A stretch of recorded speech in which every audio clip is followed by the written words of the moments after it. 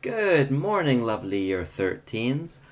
Sorry I can't be with you for the first couple of weeks. I'm trapped in quarantine here. So, what that means for you guys is that I'm gonna just have to do these lessons online for a bit like what you got used to in the summer term there. So, yeah, our first four lessons together are gonna have to be on the computer, but hopefully that'll be alright. You can always send me comments, say on Show My Homework if you're stuck, and any questions on email, all of that. I'm here to support you. I'm sorry I can't be in the first couple of weeks, guys, but yeah, that's where we're at. So, cool. Here's what we're going to do. To start with, I am going to just progress right through this game of work. I think we can do it. We're going to be really good at it because you've had all of that chance to practice the online learning already, so I think you're ready to go. Cool. So our very first unit of year 13 this year is actually quite a tricky unit, to be honest, and it's about types of functions. Okay, now the first bit's just a bit of a note, then we're going to go on to the actual topic, which is domain and range, which is going to be your mathematics stuff that we do together. Then I'm going to give you guys a chance to practice.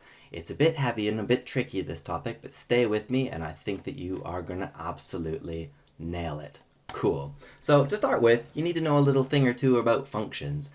Basically, a function you know already is just a way to turn an x value into a y value, okay? So if you had the function 3x plus 5, whatever you put in gets times by 3 first of all, and then plus 5, and that makes an output. So functions are always defined in terms of their inputs and outputs. So here we go, there's 4 types. So the first type of function is called a one-to-one function. Now if you look at this bad boy here, that might be something like y equals x, for instance, like it's just a straight line. They call this a one-to-one function just because of, I'll show you, because for every single x value that you put in, so basically say you had x equals 3 or whatever, you'd come up to the line and that would mean that y would equal 3. So one value of x produced only one value of y. Same deal if you put a negative 1 in, if you put a negative 10, it would output negative 10. So that's kind of what we're finding with the one-to-one function. This guy here, this curvy one, it doesn't have to be a straight line, so this curvy one, which I think is arctan, I can't quite remember, you don't need to know it anyway for regular maths, but this bad boy here, it's also one-to-one, because you see that for every single individual x value you put in, so everything along this x-axis lines up to the purple line, which matches up to the y-axis, meaning that there's only kind of one output to every one input. So I don't really know if you need to write this down. You can maybe just memorize it, but here's what it means. Each input has exactly one output. Okay, now this is actually going to be our most important type of function soon enough, but you'll learn about that at the end of this unit. So we've got our one-to-one functions, which are actually functions still. Boom! We've got many-to-one functions. Now, these guys are still functions too, but they're a little bit different. What this means is there are many values of x which produce the same value of y. So if you look at the red line, to me that looks like I tried to draw a sine x, for instance. Now, it's a many-to-one function, and here is a y. If you have a little look at it, so let's grab green, I can put in many values of x and get the same value of y out. So say those two green dots, if I went up to here and went over like that, I could go up to the red line here and go over like that. I don't know, say that this was 0.5 for instance. I got two different values here. I've got two little green dots on the x that produce the same value as y. So we have many values of x producing one value of y. Trig is really awesome. Here's another really good example of it. Now, let's grab the blue. Here you go. Every single time the thing has function value 1 as well. Ooh, that went in green for some reason. That's it as well. So you can see there's tons of different ways to get the one output. So essentially, many x's, many values of x produce same value of y. Same value of y. Now, many, my lovelies, in maths doesn't have to mean like many, many, many. It doesn't have to be infinite. If you check this guy out here, which is some strange variation of x cubed, it looks like to me, this bad boy here, the purple one, you can see that there are, just for instance, oh, let's grab a different color and I'll show you. there's sometimes only just like two values of y that would produce the same answer, or three even. So say I wanted to get this value here to come out, well, I could get it from this x here, and I could also get that same from that x there, and I could also get the same from that x there, but I'd never get it again. So you can see that on the curvy line, there's three ways of getting that particular value, of y there at the bottom. Cool, cool, cool. So many to one. So I'm going to try to go a little bit quicker through it. There's many values of x that produce the same value of y. Shaboom. Now, these guys here are one to many. Now, they, in maths, are not actually called functions if they're one to many, because it's a little bit ambiguous. So if you put in a certain value, say I put in, I don't know, let's put in 4. Say I put in the value 4 into this function here. Ooh, my colors are wonky on my computer. If I put in 4, and this function is plus or minus the square root of x, that means if I put in 4, I could get a value out of plus 2 over here, but I could also get a value out of minus 2 down here. So when you put in a single number and you get two answers out for it, it's kind of not all the way clear which one's the right answer. In maths, that kind of fails the test of being a function. Things are only functions in maths if they are one-to-one or if they are many-to-one, okay? You can tell something's not a function as well. If you drew a vertical line through it and it hits twice, it also means it's not a function. But this isn't super duper important, so I'm just going to race through a little bit more. So let's get our race on here. This means that one value of x could produce multiple values of y. Multiple values of y. Cool beans, guys? So that's essentially what that is. It's one to many. Oh yeah, and I said it's not a function. When something's not a function, so it fails the test of being a function, you can still call it something in maths, and it's called then a mapping. Okay? Now, I know I'm getting all technical and stuff with the language here, but try not to get too worried. It is a bit of a quick lesson, this one, so try not to get too hung up on this. So one to many is another one, and the final one is many to many. So what I have here, you probably know this equation, or you should know this equation anyway. X squared plus y squared equals 1. Well, of course, that's a circle. Now, it's many to many, because check it out. Check it out. If you get a certain value, say that you put a number in there on the x value, you can get this value here, and you can also get it the same value over there. Can you see that that would line up to the same value there? So that means that there are many x's producing one value of y, so that's the many to one. And it's many to many because you can go the other way as well. So there's going to also be the multiple ways of getting the same value of y. So essentially, these guys here, not functions, they're mappings as well, and it just means this. There's many, or multiple even, many values of x can produce many values of y.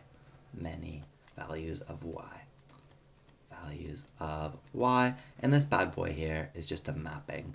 Now, they're not super duper important. Usually you just have to classify the functions. When we get a little bit further, so essentially you just be able to look at a function, say if it's one-to-one or one-to-many or whatever, just remember it's input to output, and that's it. That'll solve kind of anything that you need to do with it.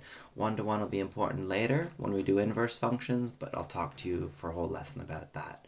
Cool. More mathematical, which will make us happy. The topic for today is called domain and range. So all these guys that I'm going to give you right now are going to be functions, and we are going to be talking about the domain and range of them. Now, here's what you're going to need to do. A domain tells you what values of an x you're allowed to put into the function. So in other words, what x can I put into 4x plus 2 and not break maths? Okay? Now the range is what values of y that domain can produce. So if we just look at this first one together, I'm just going to do a little sketch of it, even though it's not really super necessary. I'm going to do it anyway, just to show you. So here you go, 4x plus 2. Well, here's what you guys know about it. If you think of it, 4x plus 2 is going to be like this, starting at 2, because it's y equals mx plus c, and shabam. There you go. Big rubbish sketch that I've just drawn for you. Now, first question is this. is there any value of x that I can put into this equation that would break maths? And by breaking maths, I mean doing things like dividing by 0 or square rooting a negative number, something that hasn't got an answer in maths is what I mean by breaking maths, okay? So square root of a negative you won't do unless you do further maths, and dividing by 0 you can't do. So that's what we've got going on right now. So is there any value that I could break maths with? Could I put in 0?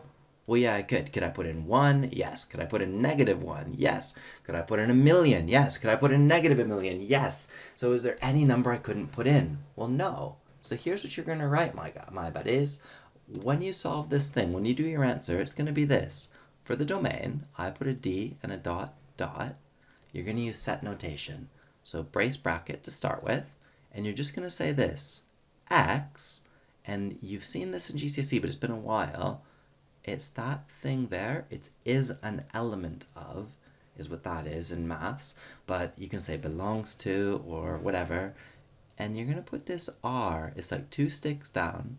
And then you draw the R off of it and close the brace bracket. Here's what that means.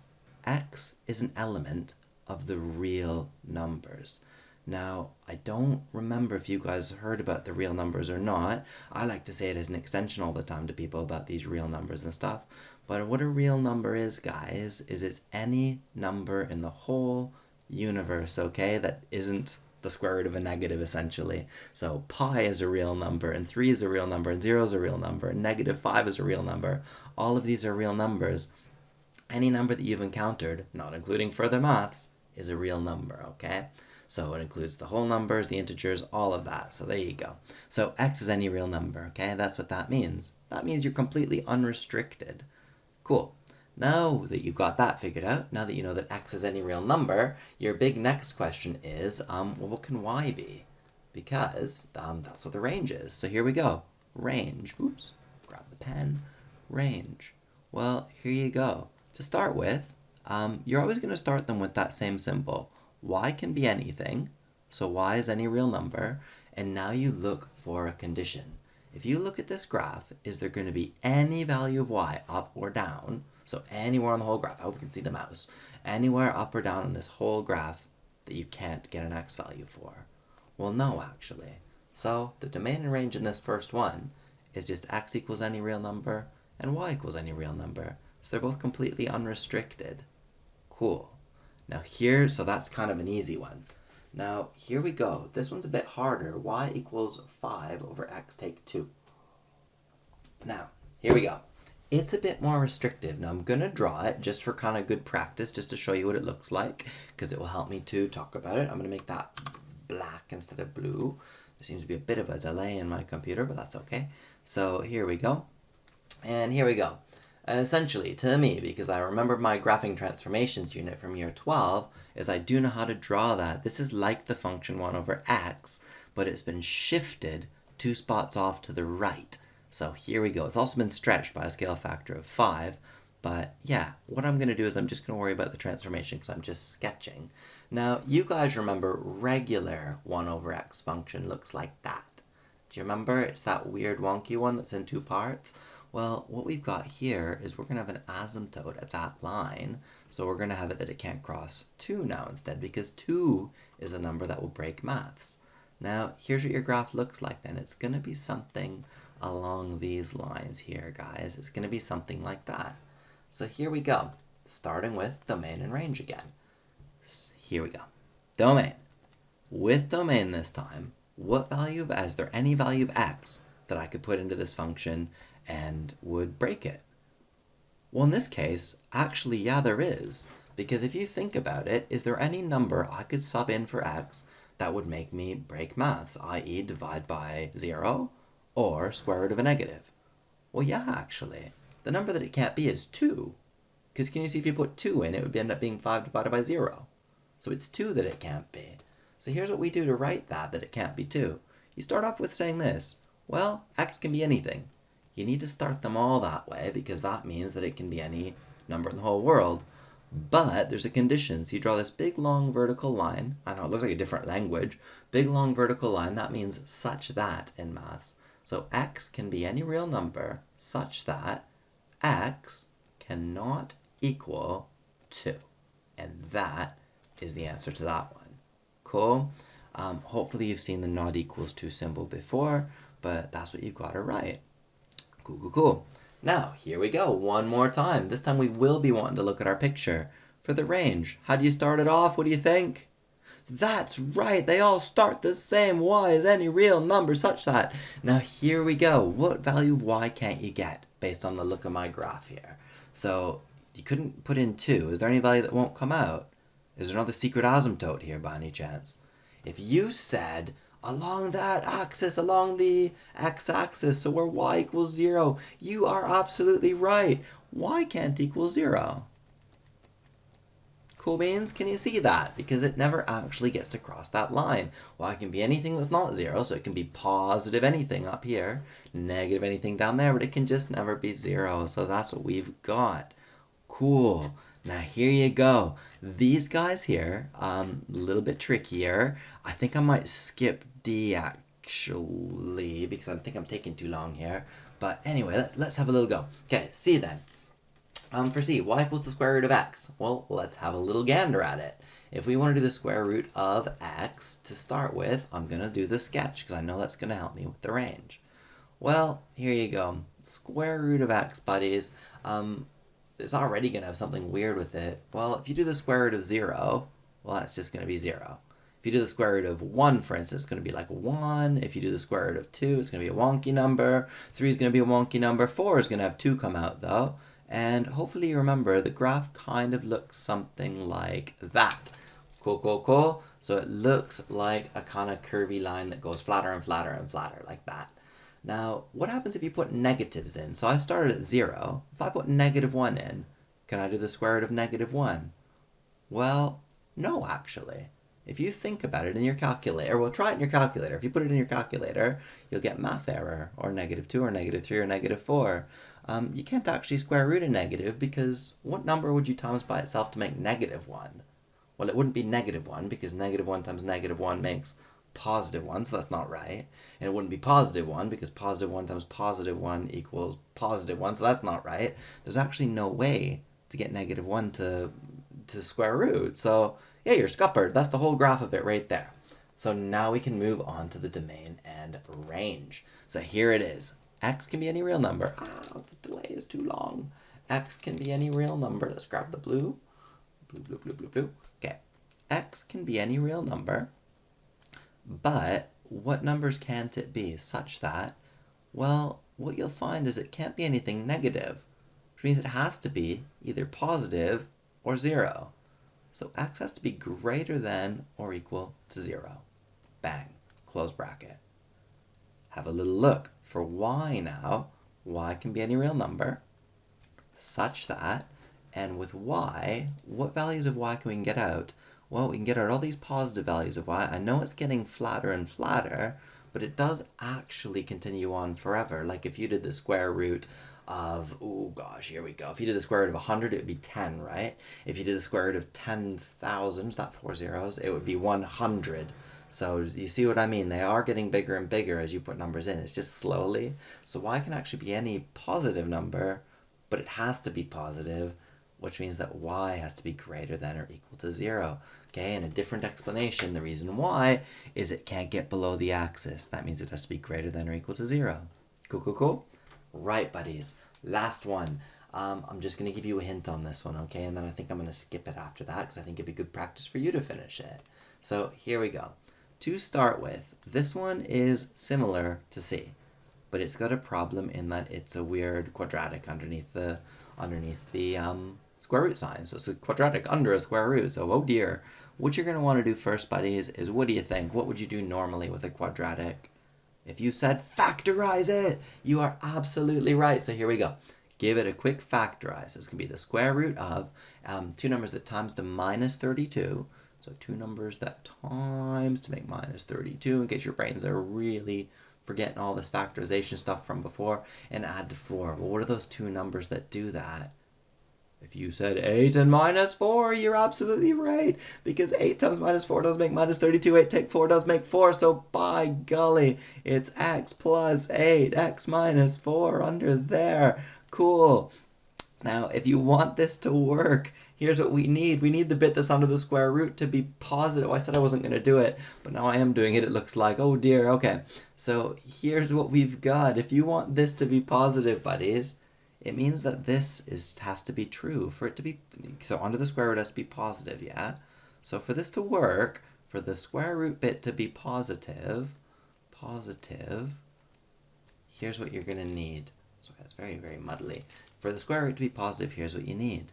We need x plus 8 and x minus 4 to be greater than, we need it to be greater than or equal to 0. Cool? Because that's the condition on it. Now, normally that would be x equals minus 8 and x equals 4, but what we need then is, because it's one of those quadratic ones, we need to draw a little picture. So here we go. The dominant term, the x and the x make x squared, which is a positive happy parabola. So you've got your minus 8 there, you've got your 4 there, and here's what you're going to get. Whoop, happy. And if you want it to be greater than or equal to 0, the parts that we are concerned with are these parts here, above the axis. So what you're going to find is that these are the two parts we want. So the answer should be x is less than, ooh, this yellow's an awful color. X is less than or equal to minus 8. Grab my pen here. X is less than or equal to minus 8, or x has to be greater than or equal to 4. So that's what we're going to get here. And that's exactly what your domain is going to be. So to make this thing work out, you're going to have this. You're going to have x, x, what am I doing again? Oh yeah, here we go. It's x is any real number such that x is less than or equal to minus 8, or x is greater than or equal to 4. Shabam. So you can kind of get the idea and stuff behind it. I hope that that's okay. If that's the case as well, what you're going to find is we've just, we've essentially made it done. So that's good there. So that's the domain again. And then the range on it, guys, well, if you're going to get a positive number in here and you're going to be square rooting a positive, the smallest you could possibly get is 0, which means the range is unrestricted. It's y is any real number. Now, I know that that's tricky and a bit funny, but I don't think the textbook questions are as hard as that. Cool. Now, here we go, guys. It's a bit sneaky, but let's do it. Okay. Here's from your textbook, and I'm going to give you tons of time to practice. This is going to be your homework as well, and check this bad boy out. It says find the range of each of the following functions, okay, and this is a textbook question now. 3x take 2, but this time the difference is we've got a restricted domain. So it's not allowed to be anything in the whole world, it's only just allowed to be those things. Now, here's what we can do. I'm going to create what's called a mapping diagram. So x is only allowed to be 1 or 2 or 3 or 4. Okay? I'm going to put all of them together and put a little bubble around them. That's the values that x is allowed to be. Well, what values can y be? Well, here you go. It's 3x take away 2. So 3 times 1 is 3, take 2 is 1. So 1 becomes 1. Put in 2 now. 3 times 2 is 6, take 2 is 4. Cool. Let's put in 3. 3 times 3 is 9. Take 2, 9, 8, 7. Cool. And then this one here, 3 times 4 is 12. Take 2 is 10. 1, 4, 7, 10. And that's what you've got. Now, this is beautiful, my lovelies, because check it out. 1 maps to 1, 2 maps to 4, 3 maps to 7, 4 maps to 10. That's why this guy here is called a mapping diagram. Mapping diagram. Cool. Now, here's what you can say then. The range of this function is simply y equals 1 or 4 or 7 or 10. You didn't need the y's any real number stuff here, because it can't be any real number. It can only be those 4 numbers, because that's what the domain allows. Now, really quick as well, what kind of function is it? This function is actually 1-to-1, because each input provides a unique output. Does that make sense? There's only one way to get 1, there's only one way to get 4, one way to get 7, and one way to make 10. Cool. Check this bad boy out. So what we've got here is g of x equals x squared, and then it's given a wonky domain. Well, check it out. Let's check this out. What are we going to do? I think think we're going to sketch it. I want to sketch it. Okay, so first things first, I want to sketch it because it's not giving me a list of numbers, it's giving me a whole range of numbers between -5 and 5. So if I'm after doing the range, the picture's going to help, because the picture always helps. And here we go. So instead of a mapping diagram, nice little picture. So draw yourself a little y equals x squared. So treat ourselves to a little y equals x squared. Down like that, like an absolute beast. Now the thing is, I only needed to get between... Ooh, there was a delay again. Sorry, buddies. There we go. I only need to get between -5 and 5. Because that's what the domain was. Cool, cool, cool. See what I mean? I only need to get between -5 and 5 because I was following what the domain is. It said x can be any number as long as it's between -5 and 5. So what happens when you put -5 in? Well, if you put -5 in and square it, you get 25. If you put 5 in and square it, you get 25. So what are we going to get as our range? Well, here's our range then. It's going to be y can be any number, because it's not just one or two numbers, it's every number in between, such that, and here we go, what's the smallest it can be? Well, 0. What's the biggest it can be? So in terms of up and down, in terms of y, the smallest it can be is 0 there, the biggest it can be is 25. So what can y be between? Anything, let's grab the pen here, anything between 0 and 25. Bang, and that's the range. Now what kind of function is this? Well, my lovelies, do you see how 5 went in and made 25? And -5 went in and made 25? Well, that means, my lovelies, there are many ways to make 25. There's only one way to make 25. There's many ways to make 25, but if you it's many to one. There we go, I got it out eventually. There's many ways to get one value of, there are many inputs that can make one particular output. Many to one. Got it, buddies? If I drew the lines up and down, it would pass the function test, which means it's not one to many, it is many to one. Cool, I hope that that's okay. I know this is hard over the internet, but yeah, hopefully it's okay. And here's the hardest, and this is okay, because after you finish this one, I'm going to leave you alone for a little while, and you're going to get some chance to practice. So here we go. Final one. Oh my god, look at this. Oh, aren't you happy you took year 13, buddies? Don't worry, this is one of the hard units, I promise. Okay, first of all, that's wonky. Okay. This is this is funny. This is a bizarre notation. I don't know why anybody uses it. They don't really. I've kind of only just saw it when I first came to England, and yeah, I've never actually seen it used before at university or anything. But this is saying the function is f such that x maps to these two things. That's an awkward thing of saying it. It's exactly the same as this. F of x equals, which is what you should think of it as, okay? So it's just a clunky notation that they've chosen to use for some reason. Okay, here we go. It says sketch f of y equals f of x and state the range of f of x. Okay, so let's try it. So A, we're doing a sketch, which is good because we like doing sketches. Let's grab the pen though for a change. Here we go. Okay, A. So y equals f of x, it says. So let's do this thing. Let's get our little graph ready. And it looks like a bunch of bits and bobs happen at x equals 1. Can you see that? That this function changes over. So it changes over here. There's a function for x being less than 1, and there's another function for x being greater than or equal to 1. So there's certainly something going on with 1. So I'm going to give 1 a special spot on my graph. Okay, the first one, which I shall do in red, is going to be this, 5 take 2x. Now, it is just a sketch, so here we go.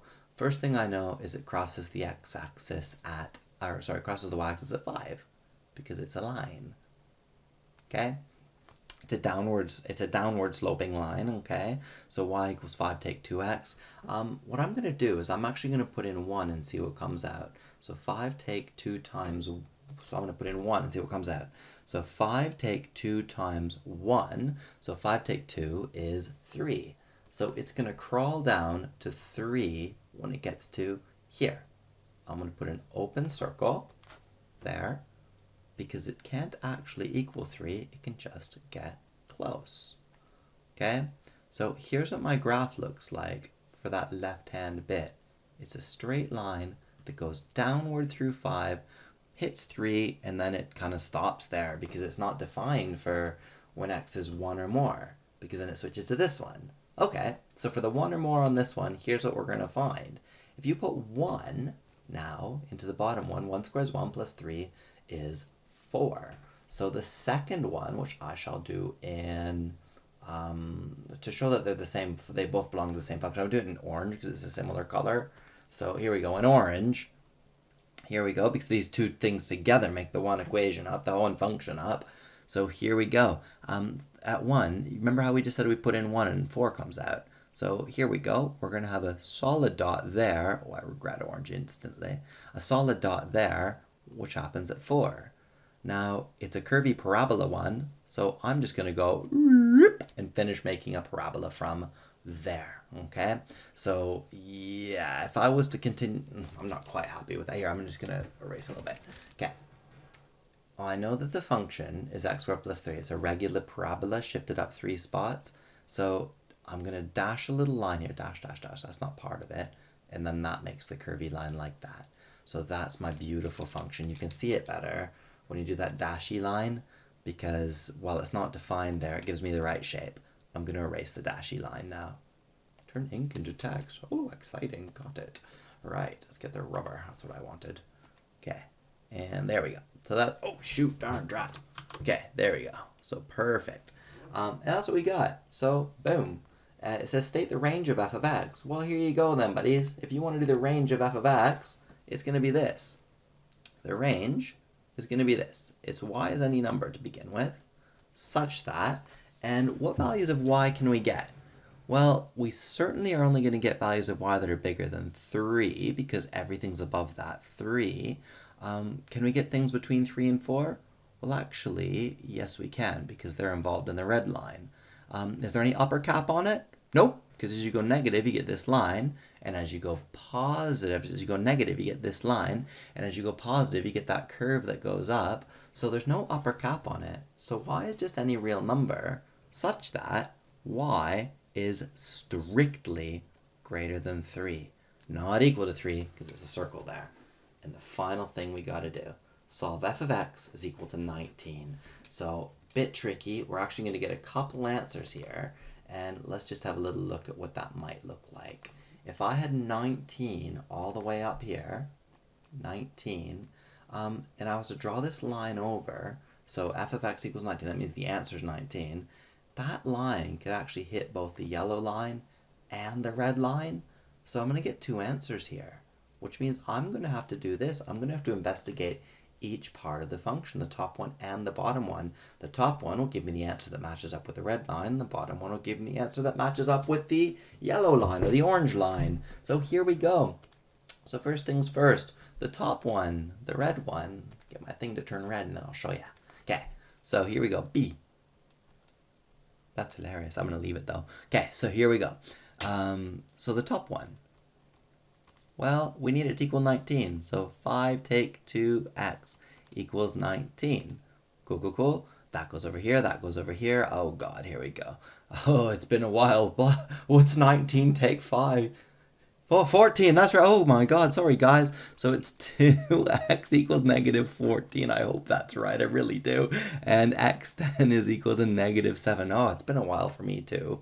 So that's what you got, x equals negative 7, which seems reasonable because it would be like maybe negative 7 down here. That would produce it, which is cool. Now the orange one, which I'm going to do in dark orange maybe. Okay, so for the other one, for the bottom one, here we go. We're going to do the same deal again. So now it's going to be x squared plus 3 is equal to 19, 18, 17, 16. So x squared equals 16. And oh no, this is actually going to have two answers then. Because what squared equals 16? Well, both plus and minus 4. Now, there's something weird with it though. There's only just going to be one answer. And that answer is going to be x equals 4 only. Okay? Now here's why. If you check it out, see this negative one? If x was equal to negative 4, it wouldn't belong here. Do you see that? If x was equal to -4, it wouldn't be in this part. Okay? So that answer you can discard. If it was -4, it would be part of the red line, not part of the orange line. Which means you have one and only one answer, which is x equals 4. So together, two answers. X equals -7, x equals 4, bish bash bosh. That's the end of it. Really hard first lesson. I know it always is like this every single time in year 13, but crack on, do your very best with it. I think you'll get it. Pop me questions in the email if you need help. And here's what I'm going to show you. This is what I want you to do. So in your brand new textbooks, the blue textbook, it's page 31. And I just want you to do question 2, 5, 6, and 7. So whatever time there is left now, finish as many of them as you can get done, plus your hour of homework to finish all of them. When that's done, take a photo of your works. You're going to have to tick or cross.